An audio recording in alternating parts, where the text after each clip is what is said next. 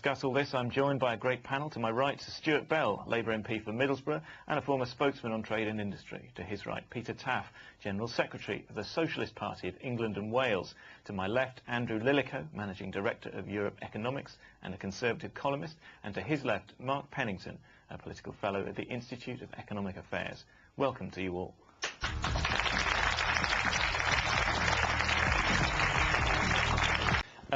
What's your criticism of this? I mean, essentially, the whole system is broken, and you're trying to, they're trying to tinker with a broken system, right? That's right. And in reply to the question, well, this is a classical crisis of capitalism. We had a loss of total wealth of something like $25 trillion in the course of this year, $5 trillion in the space of 1 week. And what is that a product of? It's not an act of God. It's not a force of nature. It is a product of a system that's based upon production for profit of a handful of very greedy individuals, the capitalists represented here by our people on the left, who really stand on the right, so to speak. And those people have held the fate of the overwhelming majority of the population of this country and the world in their hands. Gordon Brown stepped in to save their system. At least our friend here has the degree of honesty. He actually takes the capitalist system to its logical conclusion and says that it should go bust. You're not that far apart, really, are you? Actually, you're not that far apart. You both no, we are very much apart. I don't represent capitalists. Well, you actually came out in a defence of the capitalist system. I defend the capitalist system, but I do not support capitalists. You guys are on the same page, actually. You're saying the system is bankrupt. Not at all. The system is bankrupt, but my alternative is socialism.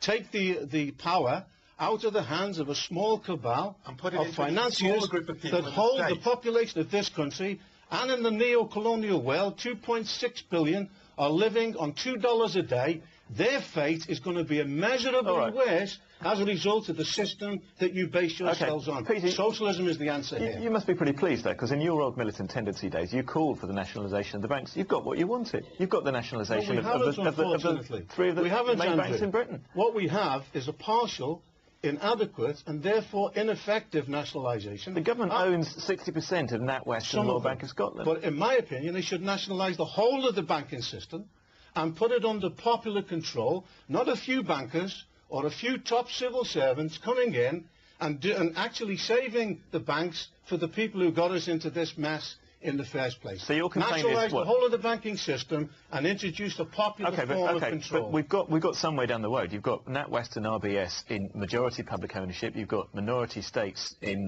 HBOS and Lloyds. Now, what's wrong with that? I mean, can the state show that it can run banks differently? Not if it's run, not if nationalised industries are run as they were in the past, where you had the takeover of coal, of steel and so on by the Labour government of 1945 to 1950. And what did they do? They took over bankrupt industries, lavishly overcompensated the ex-owners, put on the boards of those industries people like the ex-owners, people who didn't represent ordinary people, and tried to discredit nationalisation. The government nationalised Northern Rock, and that was a step forward. But unfortunately now, Northern Rock are evicting people from their homes because of repossessions.